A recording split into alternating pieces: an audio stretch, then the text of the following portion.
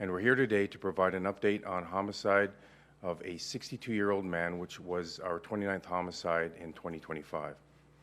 On August the 31st, the 62-year-old man was taken to hospital after he was violently attacked. He was later released, and sadly, on September the 4th, he succumbed to his injuries and was pronounced deceased. The cause of death was determined to be related to this attack. We have not yet located the next of kin, and so the victim's identity will not be released at this time. Today, we are announcing that 2 individuals have been arrested and charged with this murder. What is very concerning is the age of one of the accused. A 12-year-old male who cannot be identified has been charged with second-degree murder, along with a 20-year-old man, Isaiah Byers, 20, of Toronto. This is very concerning to our community. Chief Demke raised this as a call to action last week, given 8 of the 31 homicides have youth facing homicide charges.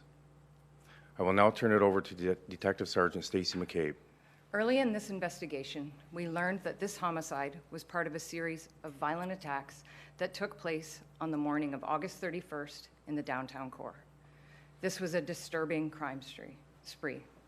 These assaults took place between 5:45 and 8:07 in the morning. As you will see on the map here to my right, the first assault took place at 5:45 a.m. in the area of Yonge and Dundas. The accused approached an underhoused male and began violently beating him. One of the accused was armed with a hammer. This male was able to escape, and the accused walked away. They continued west on Dundas until 5:52 a.m. when they encountered a second underhoused male and began assaulting him. Again, one of the accused was armed with a hammer.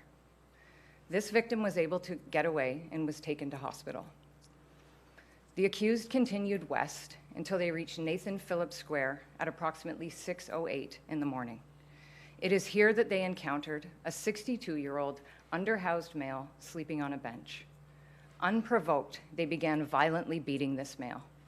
Again, one of them was armed with a hammer.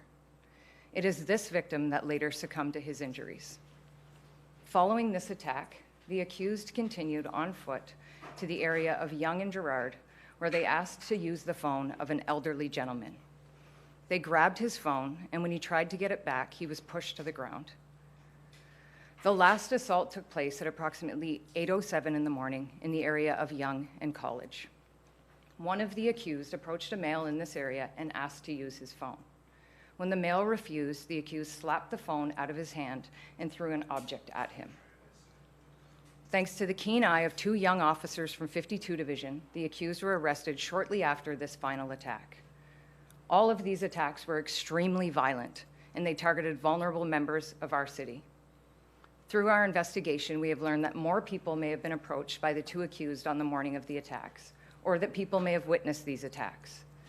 We would like these people to come forward so that we can get more information from you.